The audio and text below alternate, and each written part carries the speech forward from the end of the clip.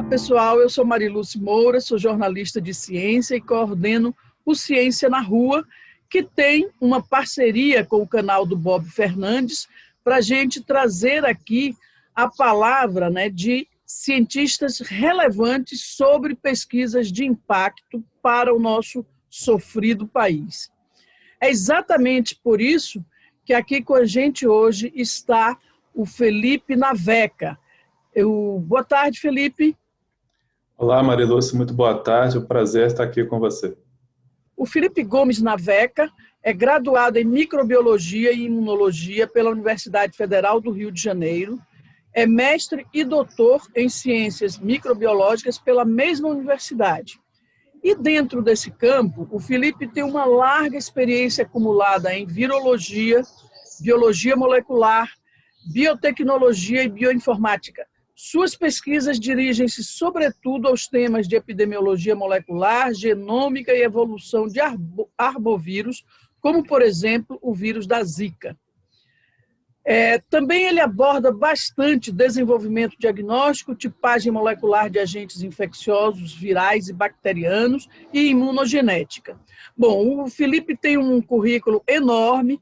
Isso aqui é só para dar uma palhinha para vocês de como o campo dele é vasto e profundo nesta área da microbiologia. A gente tem uma primeira pergunta. O Felipe foi responsável por um dos estudos fundamentais que saíram em janeiro sobre a variante do coronavírus detectado no estado do Amazonas. Então, nossa primeira pergunta aqui para o Felipe, eu gostaria, Felipe, que você explicasse para quem nos assiste como é que foi esse estudo que foi publicado em 11 de janeiro, depois saiu uma nota técnica da Fiocruz da Amazônia, e você continua numa pesquisa voltada para essa variante do coronavírus chamada P1. Você fala um pouco para a gente sobre essa pesquisa dessa variante? Claro, Mariluce. Nós temos estudado o novo coronavírus desde março do ano passado, quando nós fizemos o primeiro sequenciamento do genoma do novo coronavírus na região norte do país.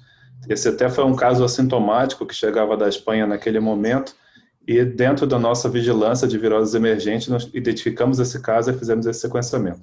Então, desde março, nós estamos sequenciando todos os meses amostras do novo coronavírus, tentando fazer a maior amostragem possível do ponto de vista geográfico, ou seja, do máximo de municípios do estado do Amazonas, e também ao longo de todo esse tempo. E aí, a gente tinha acabado de encerrar o sequenciamento de novembro, alguns dias antes, quando saiu um alerta de pesquisadores japoneses falando de uma nova variante em pessoas que tinham passado pelo Amazonas. Então, nós fomos analisar esse alerta dos pesquisadores japoneses, entramos em contato com eles, inclusive, e nós comparamos as sequências com as que nós tínhamos obtido, e nós conseguimos confirmar, sim, a origem, a partir de uma linhagem chamada B.1.1.28, que circulava no Amazonas, só que essa variante tinha uma distância genética muito grande. Apesar dela ser certamente oriunda da linhagem 28, ela apresentava um salto evolutivo muito surpreendente. E aí nós já tínhamos marcado um novo sequenciamento para 2 dias depois, por conta de um caso de reinfecção que nós estávamos estudando, e para nossa surpresa, esse caso de reinfecção já era por conta dessa linhagem. Então, no dia 10 de janeiro foi identificada pelo grupo japonês, e no dia 12 nós tínhamos o mesmo resultado também, e já com um caso de reinfecção. Então, desde lá, nós temos acompanhado essa variante e outras no estado do Amazonas. Agora, Felipe, vírus normalmente sofrem mutações. É uma coisa da biologia do vírus, da tentativa de sobrevivência e de multiplicação do vírus. Por que essa mutação sofrida neste período após novembro, entre novembro e janeiro, por que essa era tão importante e tão determinante? Isso tem algo a ver com a forma como o coronavírus se liga na célula humana, né? Exato. Isso foi realmente surpreendente, porque até novembro nós temos inclusive vários experimentos que mostram isso. o vírus ele estava acumulando uma evolução dentro do que era esperado. Então, a gente faz um gráfico que faz a diversidade genética em função do tempo, e as linhagens estavam mostrando que elas estavam seguindo aquilo que era observado em outros estudos. No entanto, o que aconteceu nessa variante, que é a mais antiga amostra que nós identificamos até o momento, do dia 4 de dezembro, ela deu um salto, e o mais surpreendente ainda é que esse salto fez com que ela ficasse muito parecida com a linhagem do Reino Unido, né? A linhagem B.1.1.7, e a linhagem também encontrada na África do Sul. Então, são 3 variantes, e a Organização Mundial de Saúde classifica essas 3 variantes como variantes de preocupação, do inglês, variants of concern, por conta das mutações que elas acumularam. Então, elas acumularam mutações numa região, na proteína chamada spike, mas especificamente numa região chamada de domínio de ligação ao receptor humano, que no caso é a ACE2. Então, a variante brasileira, ela tem 3 mutações justamente nessa posição. Mutações essas que já haviam sido identificadas ou no estudo do Reino Unido ou na África do Sul, e elas já tinham sido associadas com aumento de transmissão do vírus e com potencial escape de anticorpos prévios. Então, por conta dessas mutações, essa variante é classificada como de alta importância. Eu queria que você explicasse, Felipe, o que é potencial de escape, porque é uma terminologia muito técnica e tem a ver com o drible que o vírus dá nos anticorpos que se obtém ficando doente ou tomando vacina, né? Mas eu queria também que você, quando diz que são 3 mutações importantes nessa região, explicasse um pouco mais por que ela é tão importante e qual é o risco de essas mutações reduzirem a eficácia das vacinas que estão sendo usadas, enfim, no mundo, as que já estão em uso hoje no mundo. Essas mutações estão nessa região chamada de domínio de ligação ao receptor. Vamos pensar o seguinte, como se a nossa célula fosse uma porta, né, e a gente tivesse a superfície da célula fosse uma porta, e o vírus a proteína spike do vírus fosse uma chave para que abrisse essa porta. No início da pandemia, essa chave abria a porta, mas com uma certa dificuldade. Vamos dizer que ela não encaixava tão bem na fechadura, e você tinha que ter um certo jeitinho para abrir a porta. E agora a gente tem uma chave aperfeiçoada que consegue abrir essa porta mais facilmente. Então é isso que se acredita que aconteceu do ponto de vista de aumento de transmissão. O que acontece em relação aos anticorpos a mutação E484K, ela já foi associada com o escape dos anticorpos, ou seja, anticorpos de uma infecção anterior, eles perdem a capacidade, não total, mas diminui a capacidade de neutralizar a infecção, ou seja, de se ligar à partícula viral e impedir que o vírus se ligue à célula. Então, por isso, essa mutação é extremamente importante e ela existe na variante encontrada no Amazonas. Então, esse é o grande ponto. Da mesma maneira que ela pode escapar de anticorpos produzidos numa infecção anterior, ela também poderia ter esse impacto sobre as vacinas. Então, o que está sendo avaliado justamente nesse momento se a variante brasileira também consegue, pelo menos, diminuir a resposta de anticorpos, ou seja, a eficácia da resposta de anticorpos diminui. Ontem, na África do Sul, inclusive, suspendeu a vacinação com a vacina da AstraZeneca por conta da diminuição da eficiência frente à variante deles. Então, está nesse momento, os estudos estão acontecendo nesse momento em relação à variante brasileira. Nós estamos um pouco atrás porque essa variante da África do Sul já tem uns 2 meses que foi descoberta. Então, nós estamos seguindo o mesmo caminho e todas as informações que eles gerarem, que forem importantes para nós, também nós vamos utilizar. Agora, a OMS, quer dizer, depois da decisão na África do Sul, a OMS reiterou que não se suspenda a vacina, que a redução da eficácia da vacina diante dessa variante é pequena, que a vacina, mesmo assim, protege. Então, eu queria que você dissesse como é que você vê essa questão para nós, brasileiros, que estamos muito atrasados ainda na vacinação. A gente não tem 2% da população vacinada ainda. E me parece que haveria uma corrida entre vacinar o mais rapidamente possível para reduzir a circulação do vírus e assim evitar novas mutações perigosas, né? Como nós estamos muito longe ainda desse quadro de vacinar, sei lá, 70% da população, isso vai acontecer, vai ter acontecido talvez no fim do ano. Como é que para a gente essa questão se apresenta, essa variação, essa variante da Amazônia, como é que ela se apresenta, ainda mais quando a gente sabe que, por exemplo, nessa segunda onda de pandemia em Manaus, 750 doentes, até onde eu acompanhei, com Covid, foram transferidos para outras cidades no país. Então, tem um caminho de espalhamento dessa variante que parece significativo. Nós temos, dentro desse cenário que a OMS destacou, é importante sim a gente diminuir a circulação do vírus o mais rápido possível. Então, mesmo que haja uma queda na proteção por anticorpos, ainda não está claro se a proteção frente à resposta celular induzida por algumas vacinas, por exemplo, a vacina da Oxford AstraZeneca, que a Fiocruz vai produzir, também é perdida, porque a resposta celular, aparentemente, é algo super importante para manter, inclusive, a proteção contra essas e outras variantes. Então, esse ponto ainda não está totalmente claro. Do ponto de vista isso que você comentou, da diminuição da circulação, é extremamente importante. A gente precisa diminuir a circulação. Como a vacinação ainda está muito lenta, né, no nosso país, a gente precisa também reforçar que aquelas medidas de controle do distanciamento social, utilização de máscara, lavagem das mãos com água e sabão por pelo menos 30 segundos, lembrando de lavar todos os cantos das mãos, ou a utilização de álcool gel, são as medidas que nós temos hoje para continuar freando a evolução do vírus. Quanto mais casos, mais mutações, maior a chance de novas variantes.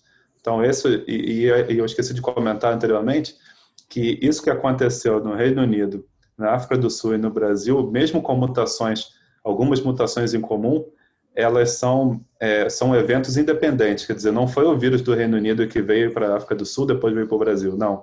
São eventos independentes, mas com algumas mutações em comum, o que reforçam o lado de que isso é um fenômeno chamado de convergência evolutiva e provavelmente está trazendo vantagens para o vírus, porque senão não seria fixada as mesmas mutações em diferentes linhagens do vírus. Então, a chave para esse momento é diminuir a circulação do vírus. Há uma outra variante descrita também no Rio de Janeiro, São Paulo, em outras partes do país. Isso está caracterizado, no seu entendimento, como uma outra cepa realmente? Existe sim uma variante chamada P2. Essa variante ela não está classificada pela OMS no mesmo rol das outras três, mas ela também tem a mutação 484. Ela não tem as outras duas, mas ela tem a E484K, que é a mutação que já foi associada com diminuição da resposta aos anticorpos, né, prévios. Então, ela também é uma variante importante. Nós, no Amazonas, temos essa linhagem também, mas muito menos do que em relação à P1. Quando a P1 surgiu em dezembro, ela já foi detectada em 51% dos genomas que nós sequenciamos, e em novembro ela já pulou para mais de 91%. Então, ela realmente aparenta ter uma vantagem evolutiva muito grande. Agora, a P2 ela está muito mais espalhada pelo Brasil e ela também merece preocupação, assim como a P1. Você, nesse momento, o seu grupo de pesquisa dentro da Fiocruz e com articulações, me parece, também com a Universidade Federal do Amazonas, esse grupo de pesquisa está estudando qual aspecto ou quais problemas das mutações na P1? Alguns experimentos com a P1 nós não temos condições de fazer no Amazonas por conta do nível de contenção biológica que é preciso para fazer, por exemplo, o isolamento do vírus. Então, para esses experimentos, que acho que são os mais importantes nesse momento, as amostras foram enviadas para o Laboratório de Referência Nacional na Fiocruz do Rio de Janeiro. Então, o vírus já foi isolado, a gente já tem a P1 isolada em laboratório, quer dizer, a gente agora já consegue fazer outros experimentos, como, por exemplo, a neutralização, e também a P1 já foi enviada para Oxford para a AstraZeneca e a Universidade de Oxford, para eles também conduzirem os mesmos estudos lá. Então, esses são os estudos que, do meu ponto de vista, mais importantes nesse momento, para a gente entender, de fato, qual é o potencial dessa P1. Mas nós estamos trabalhando também dentro da rede genômica de vigilância em saúde do estado do Amazonas, que envolve 7 instituições, entre elas a Fiocruz. E nesses estudos nós também estamos, além da caracterização genética que já vem sendo feita desde março do ano passado, nós também estamos avaliando um ensaio que, na verdade, só está faltando chegar o insumo para nós. Nós fizemos todas as simulações em computador, mas a gente ainda não recebeu o insumo, que é para fazer um teste para triagem da P1 por PCR em tempo real. Então, isso vai nos dar um poder de acelerar esses resultados muito rápido, né? Quer dizer, o sequenciamento é uma técnica fundamental para entender a evolução dos vírus, mas ela não é uma técnica para diagnóstico. Ele é uma técnica mais demorada. Então, a gente quer utilizar a PCR em tempo real com esse protocolo que nós desenvolvemos para a detecção da P1 o mais rápido possível. E esses protocolos que nós temos feito têm sido compartilhados com várias instituições. Então, todos que entraram em contato para colaborar, a gente tem feito isso. Outras universidades, não só no Amazonas, têm nos procurado. Então, a gente tem tentado estabelecer essa parceria, de tentar ajudar para todo mundo com a experiência que nós acumulamos. Mas nesse estudo, então, vocês tentam, de fato, traçar um quadro epidemiológico daquilo que se deu ali em Manaus. Não só em Manaus. Isso que eu queria saber, se era possível extrapolar de Manaus para o país esse quadro epidemiológico. Nós temos feito isso também em parceria com outras unidades da Fiocruz, que Fiocruz tem várias unidades ao longo em vários estados brasileiros. A gente tem feito isso com outras instituições de pesquisa, como o ITV em Belém, mas também o nosso estudo lá no Amazonas está focado de entender o que aconteceu não só em Manaus, mas também no interior. O interior do Amazonas ele é muito diferente do ponto de vista de logística relacionado em comparação a outros estados. A gente tem cidades que você só chega de barco ou de fretamento aéreo, não tem nem voo regular e não tem estrada. Então, são situações muito peculiares e ainda temos grupos isolados, indígenas ou ribeirinhos. Então, nós também estamos estudando como que o vírus chegou nessas comunidades isoladas, tentar traçar o caminho que ele teve, pelo menos com 4 principais linhagens que chegaram no Amazonas, a linhagem 195, 28, 33 e agora a P1. Felipe, a sua expectativa é que a Covid se torne uma doença endêmica? Quero dizer, nós vamos ter Covid como temos gripe, tendo que vacinar todo ano, quer dizer, com o que você acompanha até agora, qual é a sua expectativa do desdobramento dessa pandemia, que já provocou mais de 130 mil mortes só no Brasil? A gente espera realmente, assim, ainda é cedo para ter certeza sobre isso, mas se nós formos olhar o que aconteceu com o H1N1 pandêmico de 2009 até hoje circula no Brasil, né? Então, mesmo com vacinação há muito tempo. Então, esse risco existe. Agora, também a resposta frente ao coronavírus é uma das respostas maiores que nós vimos da humanidade. Quer dizer, a humanidade se uniu para enfrentar um inimigo tão difícil, né, quanto o coronavírus. Então, eu não tenho certeza se isso vai acontecer, mas eu diria que nos próximos anos a gente ainda vai conviver. Não sei ainda por quanto tempo, mas a gente ainda vai conviver com esse coronavírus. Agora, é importante aproveitar essa pergunta e lembrar que esse evento, nós vivemos um evento como esse em 2002, né, com o primeiro SARS-CoV, quando ele emergiu em 2002, mas foi contido muito mais facilmente do que esse. Depois nós tivemos o MERS-CoV em 2012 e agora o SARS-CoV-2 em 2019. Quer dizer, são eventos que a gente não pode se iludir que não vão acontecer novamente. Então, o mais importante é que nós estejamos cada vez mais bem preparados como vigilância, como resposta, como assistência para enfrentar, porque esses desafios não vão sumir. Eu gostaria de voltar à questão dos doentes de Covid, que devido ao colapso do sistema público de saúde na Amazônia, foram transportados para outros estados.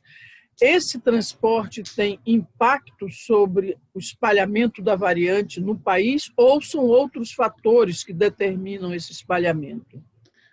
Zero, nada é zero ou 100%, né? O risco sempre vai existir. Mas dentro do protocolo de transferência desses pacientes, são regras rígidas do Regulamento Sanitário Internacional. Então, claro que se elas forem cumpridas, o risco é muito pequeno. Quer dizer, toda a equipe envolvida tem que ser monitorada, tem que estar usando EPIs, chegando nos estados onde esses pacientes foram recebidos, eles têm que ser mantidos também nesse isolamento, com extremo cuidado. Se houve alguma falha dentro desse processo em qualquer um dos lugares, aí vai existir um risco tanto de contaminar as equipes e potencialmente contaminar outras pessoas fora do atendimento hospitalar. Agora, eu não descartaria que isso pode ter acontecido antes, porque, lembre-se, quando a gente encontra uma variante assim, não quer dizer que é o primeiro caso dela, né? O Reino Unido, que tem o maior sistema de vigilância genômica do mundo, que é considerado exemplo para todos os outros países, quando encontrou a variante deles de preocupação, ela já estava espalhada no país inteiro. Então, nem mesmo o melhor sistema do mundo foi capaz de detectar isso em tempo de maneira a impedir. Então, eu não me surpreenderia se nós já tivermos casos de P1 em outros estados, até que não receberam paciente do Amazonas, porque a gente não pode descartar que tenha viajado alguém assintomático ou ainda no período de incubação e tenha levado o vírus para outro estado. Qual é a possibilidade da gente ter, dentro de algum tempo, um perfil epidemiológico das variantes de coronavírus, de SARS-CoV-2 no Brasil? Porque, veja, a gente nunca fez teste em massa, a gente foi lento para reagir à questão da vacinação, a gente tem uma série de problemas de logística, apesar de, ainda bem, termos o SUS, né? E o risco da gente não ter um perfil epidemiológico por bastante tempo no Brasil me parece alto. Agora, tem algumas coisas interessantes. Por exemplo, hoje, há pouco, o diretor do Butantan, o Dimas Covas, anunciou que no dia 17 vai ser iniciado na cidade de Serrana, que é a 10 quilômetros de Ribeirão Preto, no interior de São Paulo, um estudo de vacinação em massa da população. São mais ou menos 30 mil adultos acima de 18 anos, e a cidade foi dividida em 4 regiões e vai começar há um sorteio e vai começar por uma região 1, 2, 3 e 4. E aí a expectativa é que dentro de 3 meses, com todas essas 30 mil pessoas desse estudo vacinadas, se tenha inclusive respostas da eficácia, quer dizer, da efetividade mesmo da vacinação nesta população. Inclusive, não apenas assim naquelas medidas que se tinha quando começou, né? Quando foi anunciada, mas é chamado um estudo escalonado para conglomerado, que se mede os efeitos diretos e indiretos na transmissão mesmo, eficiência no sentido da transmissão do vírus. Mas isso é uma região pequena, isso vai ser um piloto. Então, qual é a nossa possibilidade de ter perfil epidemiológico das nossas variantes e essa eficácia, essa eficiência da vacinação numa visão para o país todo, do seu ponto de vista, que está acompanhando todo esse trabalho? Nós temos algumas iniciativas ao longo do país, em diferentes estados, fazendo essa vigilância das variantes. Tem diversos grupos de pesquisas trabalhando nisso. Agora, a gente precisa realmente aumentar essa cobertura, mas isso depende também de mais investimentos, né?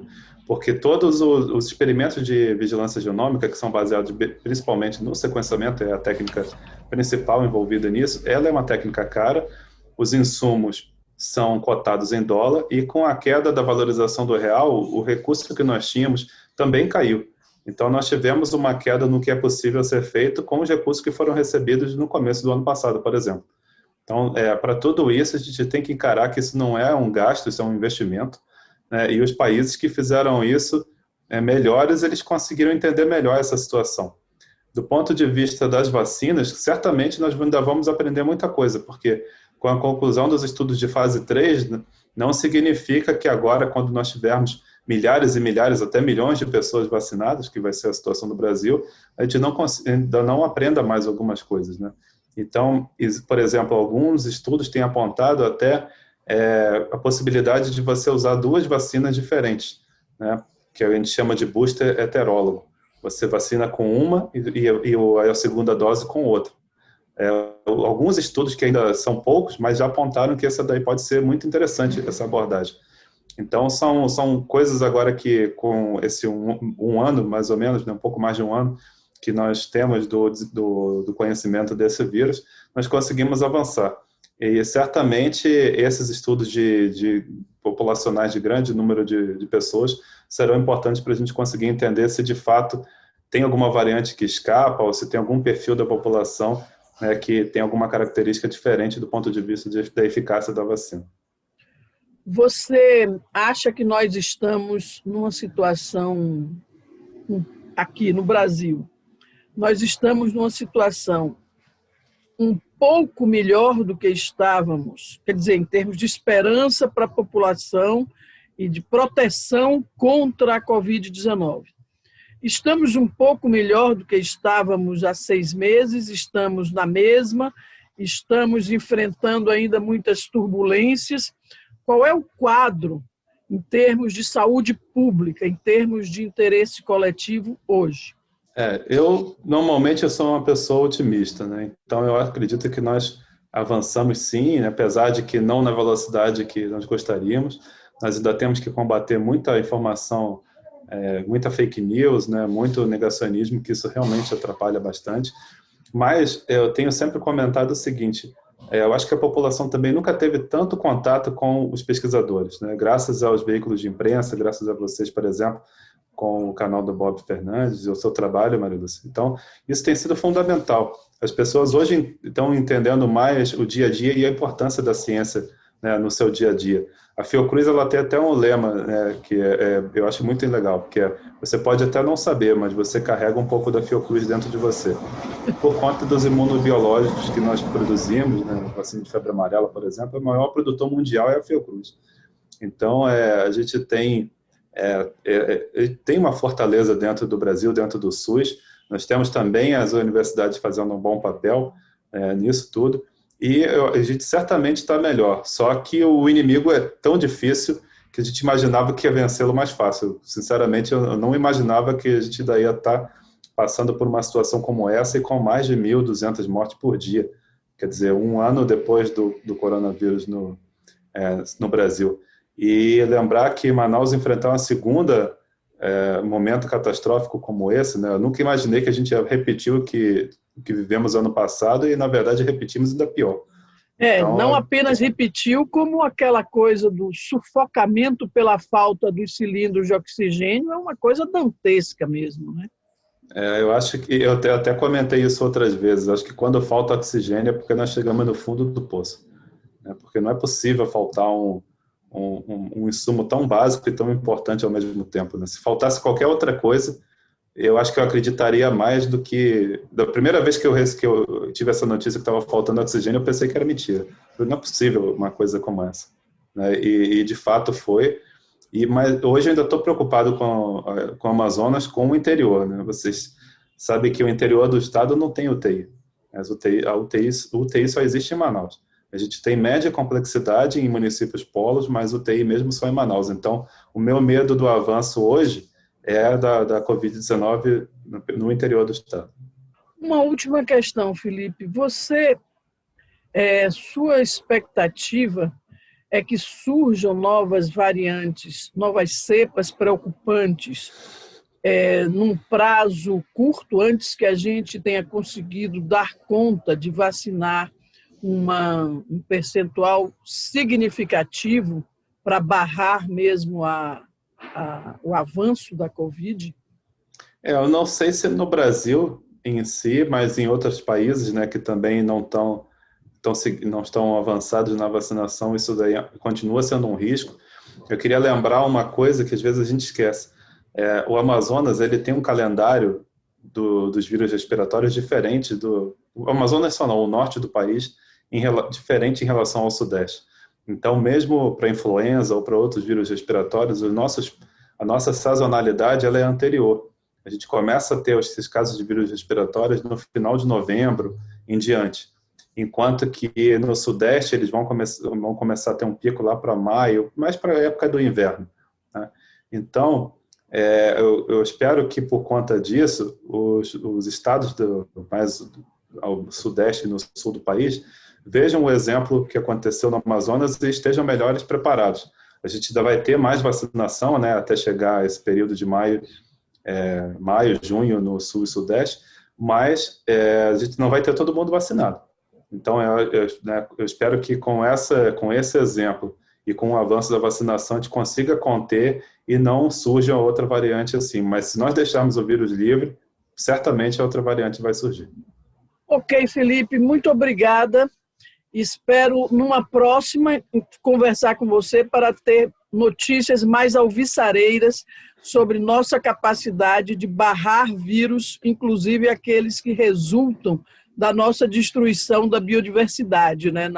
Inclusive na floresta amazônica, que é certamente um local de preocupação, uma área de preocupação quanto à possibilidade de surgimento de novas epidemias, pandemias, etc., né?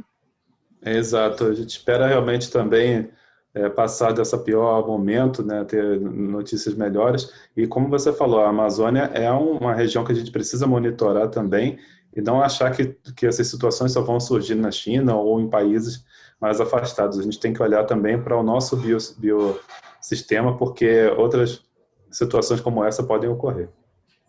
Muito obrigada.